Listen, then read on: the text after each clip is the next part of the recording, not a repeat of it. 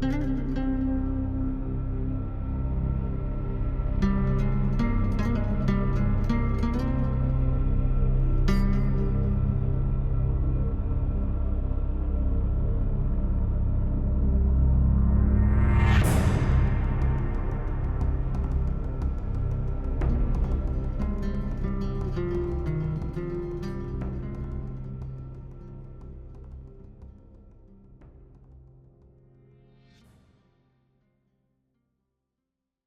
भी हरियाणा के महेंद्रगढ़ ज़िले में हूँ और हम ये समझने के लिए आए हैं कि हरियाणा सरकार जो है वो बीते कुछ सालों से उसके जितने भी मॉन्यूमेंट्स हैं और साइट्स हैं, खासकर आर्कियोलॉजिकल साइट्स जो हैं, उस पर लगातार प्रिजर्वेशन और कंजर्वेशन का काम कर रही है। कई सालों तक नारनौल के भूले बिसरे स्मारकों पर सिर्फ दो तरह के लोग आते थे, या तो शराब पीने वाले या हुक्का पीने वाले गांव के लोग। यह जगह किसी भी तरह से पर्यटन स्थल तो नहीं थी, लेकिन अब हरियाणा के पुरातत्व विभाग ने यहाँ काम शुरू कर दिया है और उन्होंने कहा कि यहाँ के इतिहास को फिर से सामने लाया जाएगा और वे चाहते हैं कि शहर के लोग भी अपने पुराने इतिहास को पहचानें। यह बदलाव पिछले 3 सालों में आया है। जब से आर्कियोलॉजिकल डिपार्टमेंट के डायरेक्टर अमित खत्री ने पदभार संभाला, उसके बाद से ये पूरी जो प्रक्रिया है, जो पूरा काम है, उसमें लगातार तेज़ी आई है, जिसमें बहुत सारे साइट्स को जो है वो प्रोटेक्टेड साइट्स की लिस्ट में जोड़ा गया। जब हमने अमित खत्री से बात की तो उन्होंने कहा कि जब उन्होंने कार्यभार संभाला था तो करीब 35 से 40 साइट्स थे जो प्रोटेक्टेड लिस्ट में थे, और वो बढ़ के अब 3 गुना से भी ज़्यादा, लगभग 90 प्लस साइट्स जो हैं वो प्रोटेक्टेड लिस्ट की जो स्टेट की है उसमें शामिल हो गए हैं। तो हम ये समझने के लिए आए हैं कि हरियाणा के आर्कियोलॉजिकल लैंडस्केप में किस तरीके के बदलाव जो है बीते कुछ सालों में हुए हैं, और हम उन तमाम जगहों पर भी जा रहे हैं जहाँ पर ये प्रोटेक्टेड साइट्स हैं और वो किस हालात में है। हरियाणा का पुरातत्व विभाग राज्य के पुराने इतिहास को नया रूप देने की कोशिश कर रहा है। इस काम में टूटे फूटे स्मारकों की मरम्मत की जा रही है, साथ ही सोशल मीडिया के जरिए भी लोगों तक पहुंच बनाई जा रही है। लोकल लोगों के साथ मिलकर काम किया जा रहा है और सांस्कृतिक कार्यक्रम भी किए जा रहे हैं। इसका मकसद नारनौल की मुगल दौर की इमारतों से लेकर राखीगढ़ी के हड़प्पा दौर के अवशेषों तक जो अब तक नज़रअंदाज होते रहे हैं, उन्हें लोगों के लिए आकर्षण का केंद्र बनाना है। इस कोशिश का लक्ष्य इतिहास को कूल, दिलचस्प और लोगों को खींचने वाला बनाना है। Department of archaeology and museums की रिस्पॉन्सिबिलिटी स्टेट की ऐसे अनेकों हेरिटेज साइट एवं म्यूजियम्स की देखरेख और उनकी नई प्रकार से उनको इस्टेब्लिश करना, रेनोवेट करना, वो हमारे दायित्व में आता है। और इस डिपार्टमेंट की शुरुआत 1972 से लेके अब तक करीब 100 ऐसी साइट्स हैं जो राज्य ने अपने प्रोटेक्शन के जरिए में लाए हैं, एवं करीब 8 से 10 म्यूजियम्स हैं जो हमारे आज के दिन मौजूद हैं तथा प्लान किए जा रहे हैं या फिर निर्माणाधीन हैं। तो इन सारे कार्यों के साथ साथ उद्देश्य ये भी रहता है विभाग का कि जो भी इस पे खर्चा किया जा रहा है साइट्स की रखरखाव पे, मेंटेनेंस पे, उनकी रेनोवेशन पे, तो उसके रिगार्डिंग जो सूचना है हमारे आम जनजीवन तक वो भी पहुँचे। तो एक तरह से पब्लिक आउटरीच की जो इसमें हमारी रहते हैं एफर्ट्स, वो हमने अनेकों प्रकार से करने का प्रयास किया गया है। हेरिटेज वॉक्स किए गए हैं, गाइडेड टूर्स, एग्जीबिशंस, मेलों में पार्टिसिपेशन, सोशल मीडिया, इंस्टाग्राम पे काफ़ी हमारे एक एक्टिव प्रेजेंस रहा है, regular media outreach, regular publications. तो इस प्रकार के अनेकों कार्यों से उद्देश्य यही है कि जो हमारी धरोहर है, हमारी पुरानी सभ्यता है, उसके हम अवशेषों को संभाल के रखें, उन्हें हम आज के दिन भी मेंटेन करें तथा आने वाली जो हमारी पीढ़ियाँ हैं उनके लिए हम उसे संजो के रखें। जो हमारे पब्लिकेशंस हैं उनको ज़्यादा एकेडमिक बेंट से हटाकर उन्होंने ज़्यादा पब्लिक ओरिएंटेड किया, जैसे जिसको हम आर्कियोलॉजिकल टर्म्स में पब्लिक आर्कियोलॉजी कहते हैं, या you can say democratising the knowledge of archaeology to for a wider audience. तो इसमें बच्चों को हमने ज़्यादा टारगेट किया है, इलस्ट्रेटेड बुक्स, कॉमिक्स, फिर कॉफ़ी टेबल बुक्स, फिर गाइड बुक्स। तो इन सब चीज़ों से काफ़ी ज़्यादा रीच हुई है, काफ़ी वाइडर ऑडियंस को अच्छा लगा है। फिर सर ने जैसे मुझे बोला थोड़ी सी डॉक्यूमेंट्रीज़ 5-5, 6-6 मिनट की बनाने की, तो वो हम लोग हमारे मॉन्यूमेंट्स पे बना रहे हैं। 5-6 बन चुकी हैं, फिर अभी एनिमेशंस आ रही हैं। तो basically our objective is to take Haryana's culture and archaeology to not just the wider audience of Haryana but India and hopefully globally as well. Haryana के पुरातत्व विभाग ने अलग अलग जिलों में पार्टनरशिप मॉडल के जरिए लोगों को जोड़ा है, बीते 27 महीनों में ही 117 हेरिटेज वॉक हो चुके हैं, जिसमें 5,000 से ज़्यादा लोगों ने भाग लिया है। राज्य में नायाब सैनी सरकार पुरातात्विक साइट्स को पर्यटन के लिहाज से विकसित करना चाहती है। आज भारत अपनी सांस्कृतिक विरासत पर गर्व के साथ आगे बढ़ रहा है। साथियों, देश अब अपने इतिहास को आत्मविश्वास के साथ देख रहा है। यह नया भारत है जो अतीत से प्रेरणा लेकर उज्जवल भविष्य का निर्माण कर रहा है। बीते सालों में विभाग का सोशल मीडिया पर विस्तार हुआ है, वहीं इतिहास को कॉमिक्स के जरिए पेश किया जा रहा है। खत्री ने इन कामों के लिए कंसल्टेंट्स हायर किए हैं। तो खत्री सर ने बहुत सारी चीज़ें स्ट्रीमलाइन करी and through external private CSR funding and through the government machinery इन्होंने काफ़ी चीज़ें लेवरेज करी हैं, जो मतलब कंपाउंडिंग इफ़ेक्ट हो रही हैं एंड वो अब 3 साल बाद हमें काफ़ी अच्छी तरह दिख रही हैं। और जिन प्रोजेक्ट्स की आप बात कर रहे हैं वो प्रोजेक्ट बेसिकली है क्या, वो थोड़ा मुझे एक्सप्लेन कीजिए। तो जो मेजर प्रोजेक्ट्स, जो बिग प्रोजेक्ट्स थे और जो अभी भी चल रहे हैं, वो है म्यूज़ियम प्रोजेक्ट्स, जैसे स्टेट म्यूज़ियम पंचकुला है, राखीगढ़ी म्यूज़ियम है, फिर जैसे रिसेंटली 3 और म्यूज़ियम्स की बात चल रही हैं। फिर जो कॉन्ज़र्वेशन प्रैक्टिसेस हैं हमारे, जो मॉन्यूमेंट्स की कॉन्ज़र्वेशन पहले सिर्फ नारनौल में बीरबल का छत्ता, मिर्ज़ा अली जान का तख्तन बावली, ऐसे 2-3 जगह हो रही थी। खत्री सर के आने से ये और मल्टीप्लाई हो गई हैं। Now we have multiple locations where conservation work is happening simultaneously. जितने भी आप लोग इनिशिएटिव्स ले रहे हैं पब्लिक आउटरीच का, उसमें कौन कौन से एस्पेक्ट्स को आप लोग ध्यान रखें कि मैक्सिमम लोगों तक अवेयरनेस पहुंचे? देखिए, उसमें हम अपनी साइट्स और म्यूज़ियम्स तो सारे ही कवर करते हैं।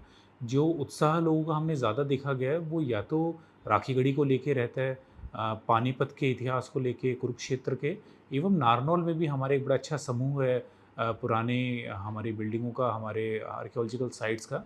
तो इन सारी जगहों पे काफ़ी इंटरेस्ट रहता है, परंतु इनके साथ साथ बाकी भी हमारे जितने भी पुराने नगर हैं, पुराने अवशेष हैं, पुराने जितने भी स्मारक हैं, सब पे ही एक प्रयास रहता है कि कुछ ना कुछ हम एक हैपनिंग एक्टिविटी वहाँ के आसपास के व्यक्तियों को आइडिया रहे, ताकि वो उसको बचा के रख पाएँ, एवं दूर से अगर कोई नागरिक, कोई अगर टूरिस्ट आता है देखने, तो उसे भी एक मनमोहक दृश्य मिले, कुछ ना कुछ उसे ऑफ रेलिवेंस मिले, जो जाके बाद में वापस औरों को बता सके, ताकि उससे पॉजिटिव पब्लिसिटी, एक आउटरीच हमारा बन पाए। ये प्रयास रहता है।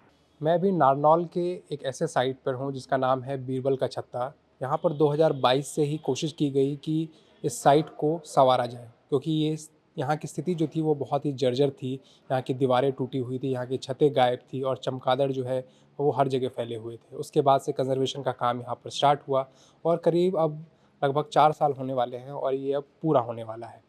लेकिन हरियाणा के बहुत सारे आर्कियोलॉजिकल साइट्स इस तरीके की स्थिति में है जहाँ पर लोगों की पहुँच नहीं है, लोगों को जागरूकता नहीं है कि हरियाणा में किस तरीके के साइट्स मौजूद हैं।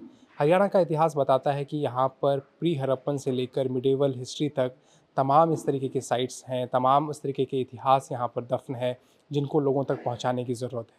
हरियाणा सरकार भी इसी उद्देश्य के साथ अलग अलग साइट्स पर काम कर रही है, उनके कंजर्वेशन और प्रिजर्वेशन पर ध्यान दे रही है।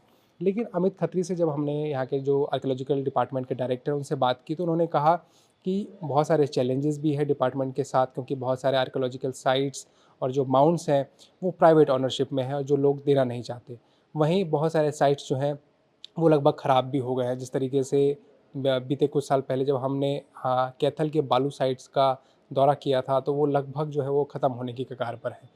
कंटेंट क्रिएटर्स भी जो अलग अलग साइट्स पर घूमते हैं, उनसे भी जब हमने बात की तो उनका ये कहना था कि हरियाणा सरकार की तरफ से जो अभी काम किया जा रहा है वो अभी नाकाफ़ी है और भी चीज़ों पर ध्यान देने की ज़रूरत है। हरियाणा के करीब 20 साइट्स पर मॉन्यूमेंट्स के कंजर्वेशन का काम चल रहा है, जिसमें नूह का ढेरा मंदिर, नारनौल का चोर गुम्बद, मिर्ज़ा अली जान की बावली, त्रिपोलिया गेटवे, जींद का किला जफरगढ़ और भिवानी का लोहारू किला शामिल है। बीते साल राज्य के हेरिटेज मंत्री अरविंद शर्मा ने कहा था कि वह मुख्यमंत्री से नारनौल को हेरिटेज सिटी घोषित करने की सिफारिश करेंगे। राज्य सरकार नारनौल में मॉन्यूमेंट्स को संवारने के लिए करीब 48 करोड़ रुपए लगा रही है, वहीं पूरे राज्य में 95 करोड़ रुपए खर्च किए जा रहे हैं। जो आर्कियोलॉजिकल लैंडस्केप है उसमें से पिछले 2-3 सालों में हरियाणा आर्कियोलॉजी डिपार्टमेंट ने जो है एक अच्छा खासा स्पेस बनाया है, चाहे वो सोशल मीडिया इंटरवेंशंस हो, चाहे ऑन ग्राउंड वर्क हो। तो आप लोगों को क्या लगता है कि पिछले 2-3 सालों में आप लोगों ने जो ऑब्जेक्टिव्स जो लिस्ट बनाई थी अचीव करने के लिए, क्या कहाँ तक पहुँचे आप लोग?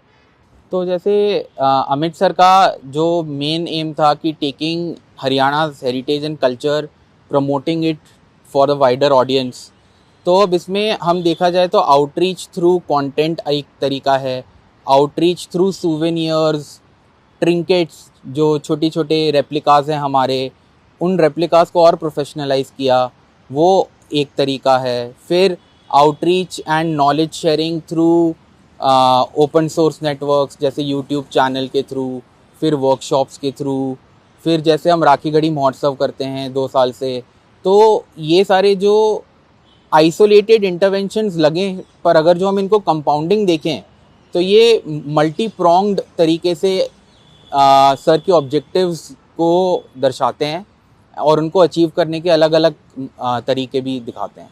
एक तरफ तो हरियाणा आर्कियोलॉजी सोशल मीडिया पर आकर्षित कर रहा है, लेकिन चंडीगढ़ में इसका दफ्तर अलग हकीकत बयां करता है। दफ्तर की दीवारें खराब स्थिति में है, स्टाफ की भारी कमी है। वहीं कुछ महीने पहले एक भ्रष्टाचार का मामला भी सामने आया था। डिपार्टमेंट के सामने सबसे बड़े चैलेंजेस कौन से हैं? चैलेंजेस अनेकों प्रकार के होते हैं। जो हमारी ये पुरानी जैसे सभ्यता की साइट्स हैं, इस पे कई बार एक अर्बनाइजेशन के प्रेशर रहते हैं। अगर कोई अर्बन एरियाज़ में है साइट, तो पॉपुलेशन प्रेशर और एक्सपेंडिंग सिटीज़ आप कह सकते हो, एक एफ़र्ट रहता है। अगर जो हमारे माउंट्स हैं कई बार प्राइवेट लैंड पे होते हैं, तो एक उनको in the fold of farming लाने का एफ़र्ट रहता है प्राइवेट व्यक्तियों के द्वारा। तो इस तरह से जो प्रोटेक्टेड साइट्स हैं उनकी प्रोटेक्शन को मेंटेन करना फॉर श्योर एक चैलेंज रहता है। उन पे इवन रेस्टोरेशन रेनोवेशन भी कोई आसान काम नहीं था। पुरानी तकनीकों से इनका निर्माण किया गया था सुर्खी और चूना मिट्टी से, तो उसके भी एक बहुत ही उसके रिस्ट्रिक्शंस होते हैं, बहुत रिजिड एक उसकी कंस्ट्रक्शन मेथड होती है। तो उसी प्रकार से उनको हम रेनोवेट करते हैं, उसमें समय कई बार लग जाता है, वो हमारा दूसरा चैलेंज रहता है। और तीसरा, कई बार एक डिपार्टमेंट की अपनी कैपेसिटी टू एग्जीक्यूट, क्योंकि कार्य अनेकों करने का प्रयास रहता है। सरकार इसमें बहुत बढ़ चढ़ के भाग लेना चाहती है, एवं मतलब आदरणीय सीएम साहब का भी सदा इसमें एक बहुत ही रुचि रहती है। तो परंतु उन सारे कार्यों को पूर्ण करने के लिए एक डिपार्टमेंट की अपनी कैपेसिटी ऑगमेंटेशन का हमेशा एक चैलेंज हमारा रहता है। जितने आप लोगों ने प्रयास किए हैं, ये कंटिन्यूटी बनी रहे, इसके लिए फ्यूचर प्लान्स आप लोगों के क्या हैं कि और आगे क्या करने वाले हैं आप लोग? बिल्कुल, देखिए, फ्यूचर प्लानिंग के लिए कंटिन्यूटी शुड बी इंस्टीट्यूशनलाइज्ड, और एफर्ट्स का यही प्रयास, इसलिए इस उद्देश्य को रखते हुए ध्यान में डिपार्टमेंट का ध्येय है कि एज एन इनेबलर रहे। प्राइवेट गाइड्स को इम्पैनल करने की हमेशा प्रयास रहता है। जितने हमारे आउटरीच इवेंट्स रहते हैं, यूजली डिपार्टमेंट बस उसमें एक तरह से पब्लिसिटी प्रोवाइड करता है। बाकी करने वाले, अटेंड करने वाले हमारे गैर नागरिक ही लोग होते हैं। और साथ में सोशल मीडिया पे भी यही प्रयास है कि क्रिटिकल मास जब हो जाएगा, लोगों को अवेयरनेस हो जाएगी कि ऐसी साइट है, तो खुद भी मुझे पूरा भरोसा है कि वो आगे बढ़ चढ़ के आएंगे कि उसको वो बचा के रखें, तथा साथ में उसकी पब्लिसिटी भी करें, वो अपने फ्रेंड सर्कल में, अपने परिवार में, एवं आने वाली पीढ़ियों में, ताकि उसकी जो अवेयरनेस है अगर वो बची रह जाएगी, तो मुझे भरोसा है कि साइट से बची रह जाएगी। एक तरफ हरियाणा आर्कियोलॉजिकल डिपार्टमेंट जो है सोशल मीडिया पर लगातार एक्टिव है, वहीं दूसरी तरफ ग्राउंड वर्क जो है वो अभी भी कमज़ोर स्थिति में है। यहाँ पर तमाम लोगों से जब हमने बात की तो उनसे यही समझ एक विकसित हुई कि जिस तरीके से ये पैराडॉक्स की स्थिति है, ग्राउंड वर्क बनाम सोशल मीडिया जिसके ज़रिए लोगों तक पहुँच बनाई जा रही है, वहाँ पर अगर ये बैलेंस जो है वो स्थापित किया जा सके, तो आर्कियोलॉजी के क्षेत्र में, खासकर हरियाणा की बात करें, तो यहाँ पर लोगों को और भी जानकारी मिल सकती है और लोगों तक हरियाणा के इतिहास के बारे में सही ढंग से प्रमाणिक जानकारी भी मिल सकती है। द प्रिंट के लिए कृष्ण मुरारी की रिपोर्ट।